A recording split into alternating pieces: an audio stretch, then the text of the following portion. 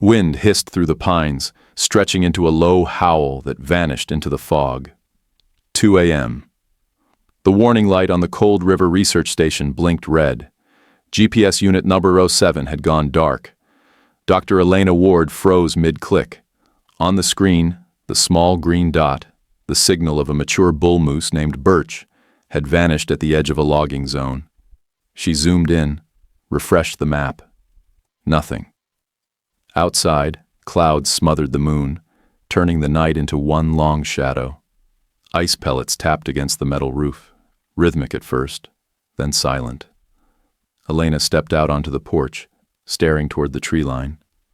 The fog swallowed everything: the trail, the ridge, the familiar outline of the valley. Only the red warning light pulsed behind her, flickering across her tired face. 3 years of tracking, 5 migration seasons. Hundreds of stable signals. Never once had Birch gone dark. And tonight, in the frozen stillness of the forest, Elena understood. It wasn't a glitch. A moose had stopped sending data, or stopped breathing. Dr. Elena Ward, 38, had built her life around silence, the kind that only deep forests can hold. For the past 5 years, she'd been leading a small wildlife research team stationed in northern Alberta, studying how moose navigate shrinking migration corridors between logging concessions. Birch wasn't just another data point. He was the first moose to ever wear one of her team's GPS collars without sedation, a rare success born from patience and distance. He'd wandered into their camera range one winter morning, curious but unafraid. From that day on, Birch's steady signal had become a quiet reassurance, proof that the wild still moved on its own terms. Now, his absence left more than a gap in a data set. It left a silence that pressed on Elena's chest every time she glanced at the blank monitor. Losing Birch meant losing the thread that tied 3 years of research together, and possibly the argument she'd spent years building to protect this valley. Her assistant, Jonas, suggested a technical glitch. Maybe the collar froze, he said. But Elena knew the pattern. GPS failures don't just vanish in clear sequence, they decay, slowly, predictably. This one had cut clean. That night she wrote in her field log, "Birch signal lost, possible interference or removal. Will locate collar or confirm mortality." Then she closed the notebook and whispered into the quiet cabin, "I'll find you, Birch."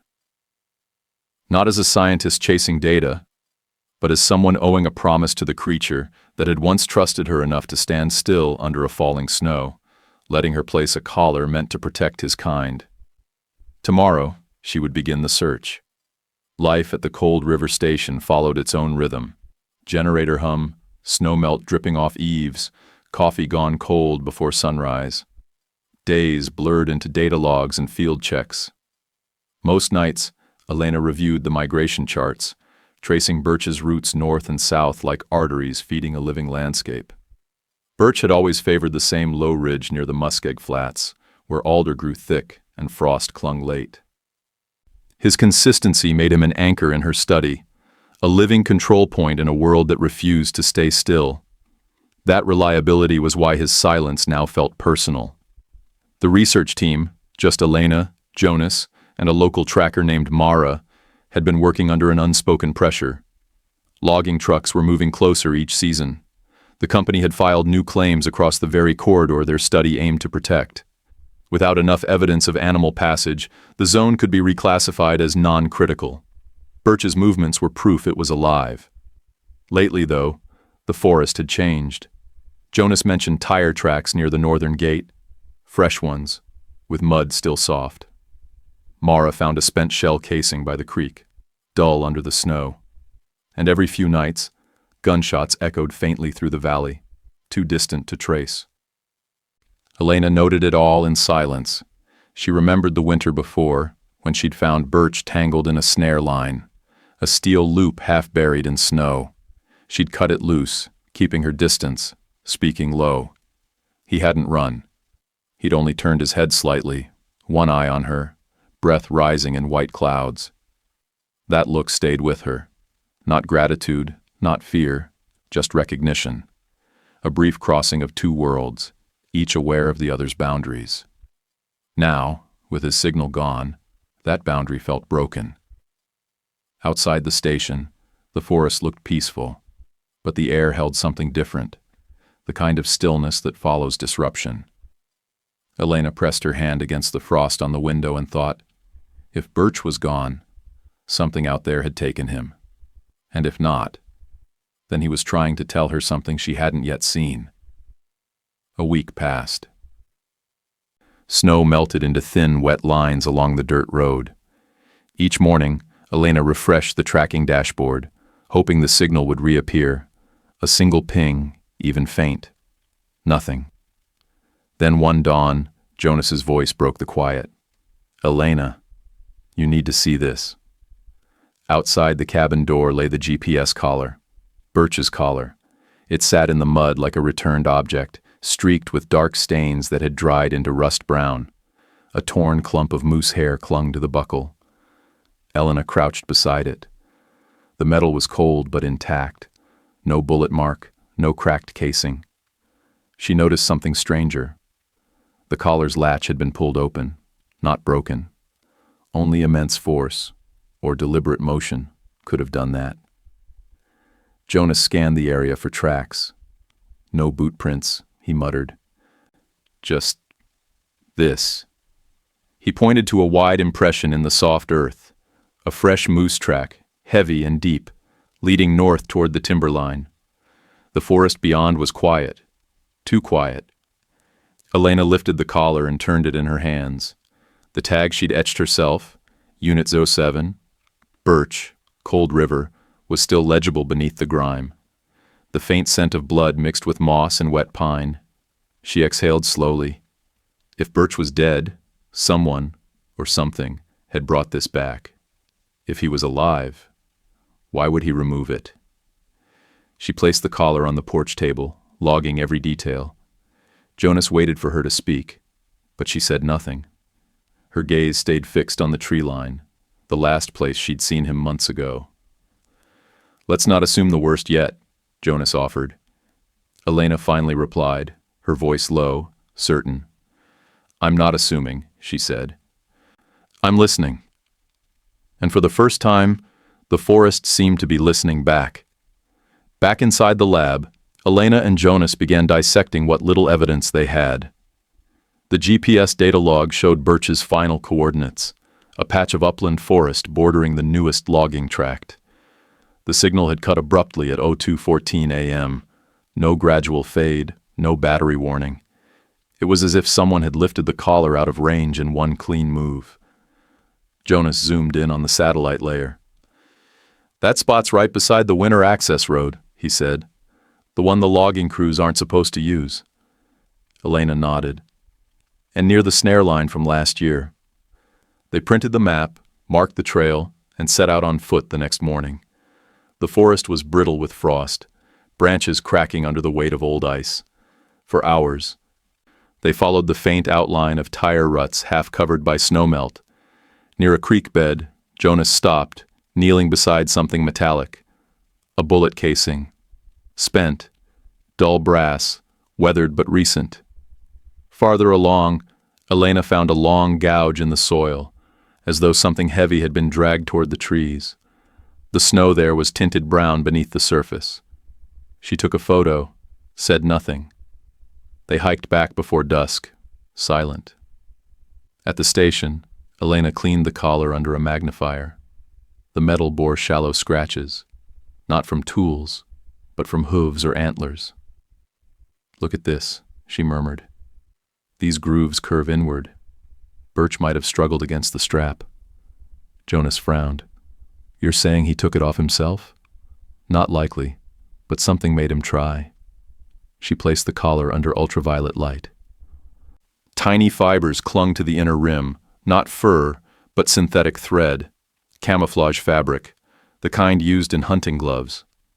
That night, Elena filed a formal notice with the Provincial Wildlife Unit. Evidence suggests poaching activity within Cold River buffer. Request field support. 2 days later, the reply came. Limited patrols due to weather. Proceed with caution. Mara, the tracker, arrived with her dog and a quiet warning. Locals heard engines up near Birch's Ridge. If hunters are operating there, they're organized. Elena looked again at the collar resting on her desk, a silent witness. Its return wasn't random. It was placed, purposefully, right where she would find it. Something, or someone, wanted her to see. And deep down, she couldn't shake one thought. Maybe Birch wasn't the victim here. Maybe he'd survived long enough to bring it back. Elena prepared at dawn, backpack, thermal camera, tranquilizer kit, and a compact satellite transmitter, not for tagging, but for safety. Jonas offered to go, but she refused. If someone's hunting up there, two of us make noise. One might still get close. The ridge lay 12 kilometers north, beyond the logging scar where stumps jutted from the snow like broken teeth. Birch's last signal had come from that direction. The forest, once continuous, now stood in patches divided by frozen mud roads. She moved quietly, each step sinking into half-melted crust. By noon, she reached the first clearing, a set of moose tracks cut across the snow, large, fresh, distinct from the lighter deer prints nearby. They led uphill, weaving through spruce saplings. The edges of each print were crisp. "Within 6 hours," she muttered, jotting it down. Hours passed. The light thinned into a dim gray, that slow Arctic dusk where everything turned the same color. She followed the tracks until they merged with deeper marks. Truck tires, parallel and heavy. The snow here was churned, mixed with mud. Something metallic glinted in a puddle, a broken rifle strap. Elena crouched, heart tight. Poachers had been here recently. She scanned the tree line through her thermal scope, nothing but the steady blues of cold trunks. Then faintly, a warmer pulse moved in the distance. Large, slow, steady.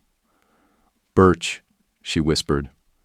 She advanced carefully, every breath fogging her scope. Through the trees she glimpsed movement, a dark shape shifting behind the birches. When she stopped, it stopped. 50 meters.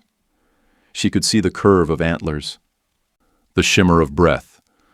The moose stood broad and tall, fur thick with winter mud, a pale scar circling its neck where the collar had been. He wasn't limping. He was watching her. Elena froze, resisting the urge to raise her camera. Instead, she lowered her gaze, keeping still. Birch grunted softly. One exhale, deep and rough. Then, after a long pause, he turned and walked away, toward the north slope. When she followed, the tracks veered sharply, away from the open ground, away from the roads. They led her to a hidden glade behind a fallen spruce. There, half buried under snow, lay what she'd been fearing, the carcass of a smaller moose, female, with a clean bullet wound through the shoulder. She crouched beside it, numb. The collar slot on its neck was empty, cut, not torn. A poacher's kill. Recent. Elena took photos for evidence, but something else caught her eye.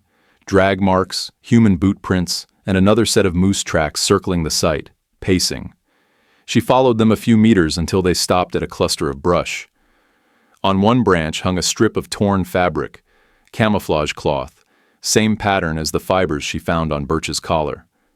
That night, she camped under the ridge, radio silent, writing by headlamp. Her notes were steady, factual, time, distance, coordinates. Yet her hand shook slightly when she reached the line. Birch alive, observed at 54 Degraun Ridge, appears uninjured. Behavior, avoidance of human scent, possible agitation near site of illegal kill. As the fire died, the forest went utterly still. In that silence, she heard it, faint, distant, but clear. A heavy breath, a short grunt. Then the sound of snow shifting as something large moved through the trees. She didn't turn the light on. She didn't need to. She knew that sound. Somewhere beyond the dark, Birch was moving again, not fleeing, but circling, staying near. And in that moment, Elena understood. He wasn't the one who'd run from danger. He'd led her straight to it. The next morning broke in muted blue. Frost glazed the tents, and her breath came out in plumes as she packed her gear. She checked the tranquilizer rifle out of habit, then hesitated. If Birch was alive and free, darting him now would be a betrayal. She followed his trail again, up the ridge, through a corridor of black spruce where the snow stayed deep and untouched. The air smelled faintly of iron and pine. Somewhere ahead, branches cracked once, then fell silent. Elena stopped. She didn't call his name. She simply waited. Minutes passed. Then, through the shifting mist, a shape emerged.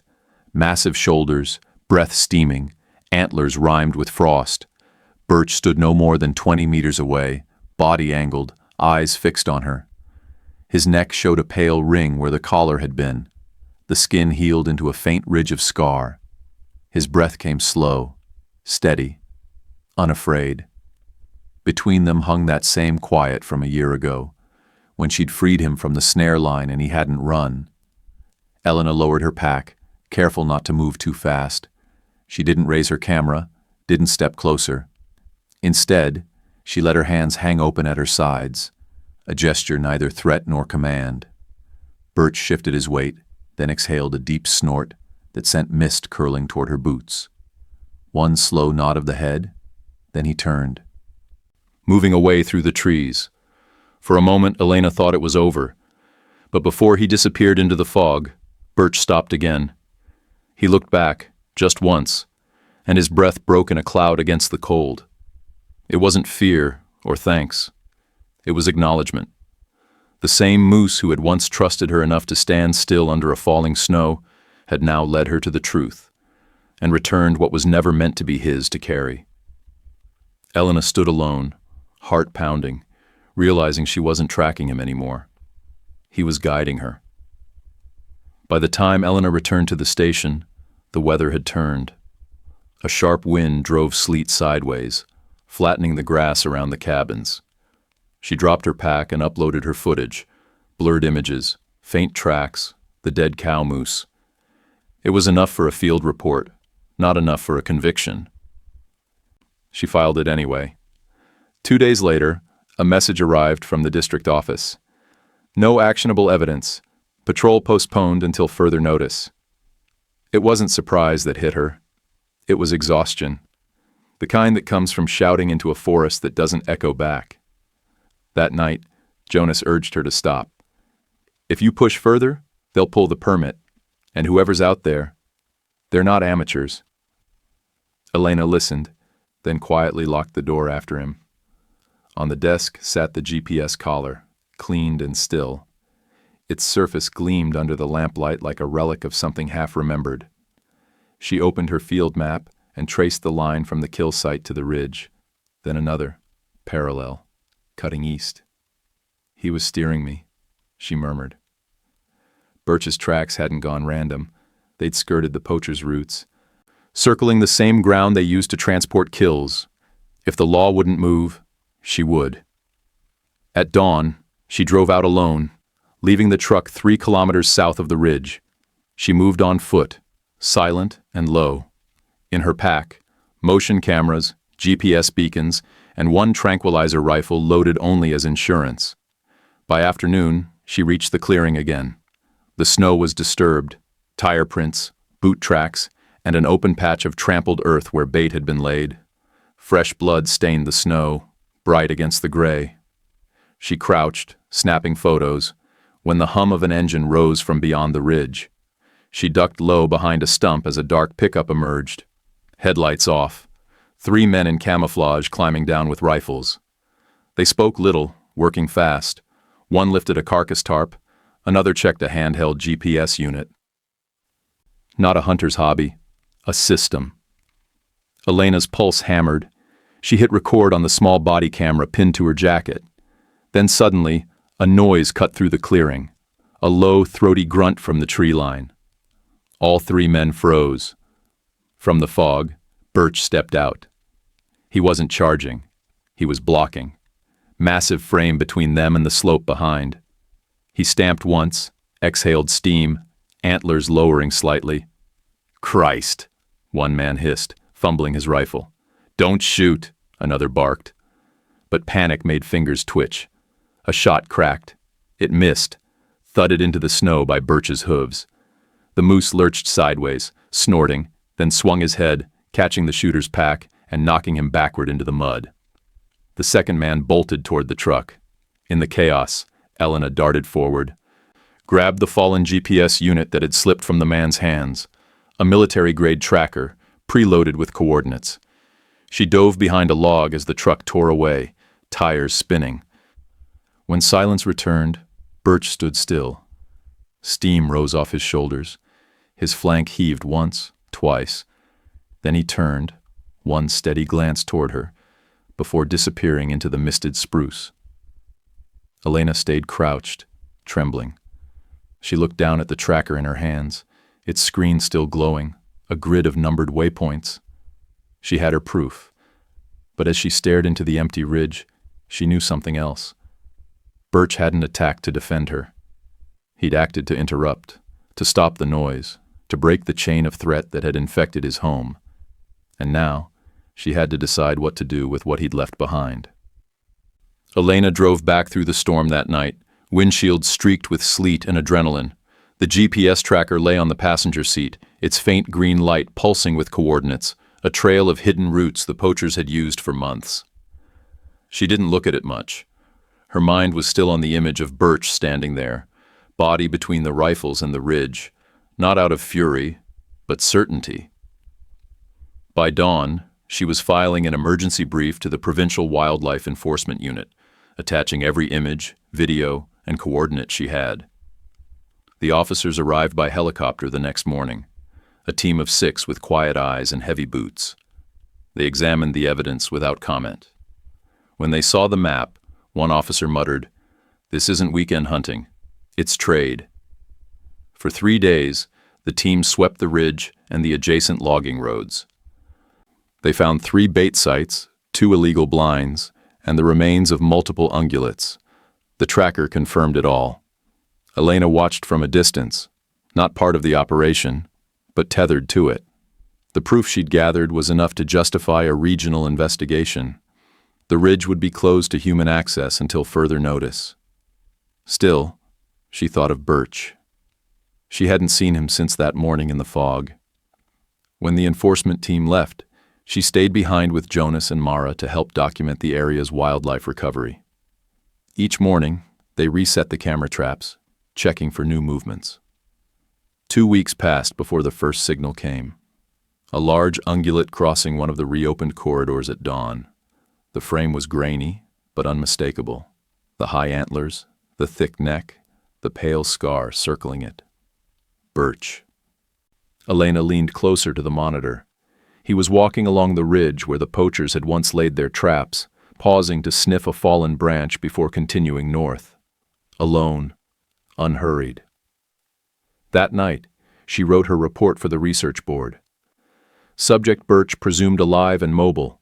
Collar removed. Behavioral shift. Avoidance of human zones. Site fidelity to northern ridge despite previous disturbance. Possible long-term stress adaptation. Jonas read it and smiled faintly.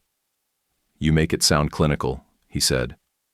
"It has to be," she answered. "So they'll approve the funding to keep this place protected." But privately, her notes told a different story.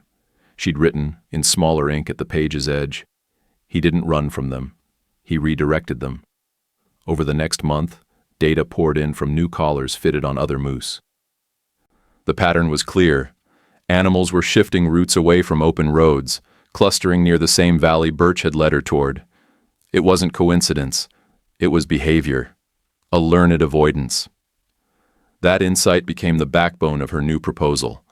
Adaptive migration under human disturbance. Proof that moose, given chance and space, could recalibrate their movement to survive. The irony wasn't lost on her. The entire project she'd fought to preserve had been saved, not by a line of code or a grant, but by a moose that had once trusted her enough to stand still in a falling snow. Elena no longer looked for Birch. The collar was gone. the data incomplete, but the lesson was whole. She understood now that the point of tracking wasn't possession. It was translation. The wild speaks, if you listen through silence and risk. Some nights, she stood on the porch of the station, listening to the valley breathe, the groan of ice, the rustle of wings. Somewhere out there, Birch moved unseen, a shadow passing through the forest he'd helped her understand. Not a subject anymore, not a number. A survivor who had turned evidence into direction, and in doing so, had changed the way she would ever measure freedom again. 3 months later, late spring broke over Cold River, meltwater rushing through the creeks, new chutes pushing up through thawed soil. The investigation had widened, uncovering a full poaching network operating across 3 provinces. Elena's footage and Birch's returned collar were both cited in the official report as key evidence leading to arrests. Yet she didn't feel triumphant.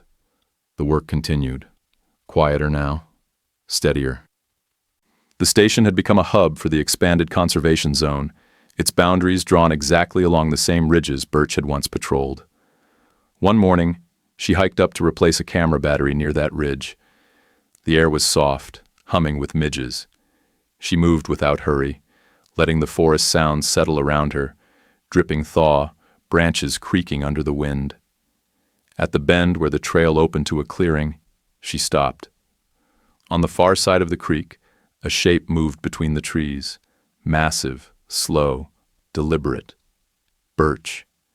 He was older now, thicker in the shoulders, his antlers in early velvet. The faint scar around his neck caught the sunlight, a pale ring against dark fur. He stood halfway in shadow, half in the light. Elena stayed still. No camera this time. She just watched. For a few seconds, Birch looked directly toward her. There was no distance in it, no fear, only recognition. Then, in one calm motion, he turned and continued along the creek, following the same route north that her maps had once traced in digital lines. Elena let out a breath she didn't realize she'd been holding. Later that day, back at the lab, she loaded the camera card. The image that came up first wasn't Birch's. It was the valley at dawn, clear and unbroken, mist rising over water. But somehow, that felt right. Her report to the board ended simply. Behavioral integrity confirmed. Birch observed alive in reclaimed corridor. Habitat stability increasing. Data continuity achieved without intervention. No triumph, no loss, just balance. That night, as the light faded, she closed the last file under Birch's ID tag. The cursor blinked once.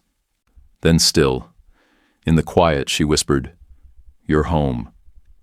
Outside, the wind passed through the trees, and somewhere far up the ridge, a single low call echoed, deep, calm, unmistakable. Not goodbye, just confirmation. The following spring, the snow melted early. Sap rose in the birches, and the cold river valley pulsed with green again, soft, new, persistent. The station, once an outpost for crisis reports, had become a monitoring hub for recovery. Wildlife corridors were mapped, logged roads were decommissioned, and camera feeds showed moose, elk, and wolves moving through without fear. Elena packed up the last of her personal gear that morning. The long-term project would continue under Jonas's supervision, while she moved on to another research site farther north. She lingered on the porch, looking at the ridge, that familiar outline against the sky that had marked both loss and return. A final check before departure. Data drives sealed, logs archived, equipment labeled. Then she noticed something resting on the step, a piece of weathered bark, stripped clean of its outer layer. She crouched, frowning. The edges bore fresh scrapes, antler marks. The prints in the mud beside it were unmistakable. Moose, large, solitary. She looked toward the tree line and saw him there, across the shallow creek. Birch. He stood half hidden in the early light, body still, watching. Between them stretched 40 meters of open field, the same cautious distance they had always held. Elena didn't move. She only raised one hand in a small, wordless gesture, neither greeting nor farewell. Birch's ears flicked once. He shifted his stance, then slowly turned upstream. For a moment, the rising sun caught the scar around his neck, a thin line that gleamed silver before it disappeared beneath his mane. She waited until he vanished into the trees, until the forest swallowed the sound of his steps. Only then did she exhale, quiet and even. Freedom, she murmured, was never about leaving. It was about staying true to where you belong. The wind carried her voice no farther than the porch. She took one last look at the ridge, then locked the cabin door. Behind her, the valley breathed, the sound of life reclaiming space once taken. Ahead lay another field station, another set of animals, another uncertain promise. But she carried Birch's lesson with her. Trust is measured not by closeness, but by distance honored. And somewhere beyond the tree line, the moose that had once returned a collar was moving on, untagged, untracked, yet never lost. In the weeks that followed, Elena's report circulated through conservation networks across Canada. Her story wasn't told as a miracle. It was cited as evidence that a single moose's behavior had helped expose a criminal trade, and that instinct, when respected, could lead humans back toward balance. The Cold River Corridor was officially upgraded to a protected habitat zone. Signs went up at every entry road. Wildlife under study, keep distance, keep silence. Elena visited one last time before heading north. The valley looked untouched now, almost as if it had never been disturbed. She walked down to the creek, running her hand through the cold water, and watched a ripple widen until it broke against a fallen branch. Behind her, the wind moved through the birches, low, steady, almost like breathing. In the wild, she thought, nothing truly returns what we lose. It only reminds us to look closer, to listen better, before it's gone. Her voice, soft, carried over the current. Stay safe out there, Birch. Then she turned away, letting the forest close behind her. Not every disappearance is a loss. Sometimes what leaves returns only as proof that the wild still remembers. Support licensed wildlife protection and anti-poaching initiatives in your region. Report illegal hunting activity to local conservation authorities. Respect safe distances. Every wildlife matters. This is Paw Prints Stories. Stay gentle. The wild remembers.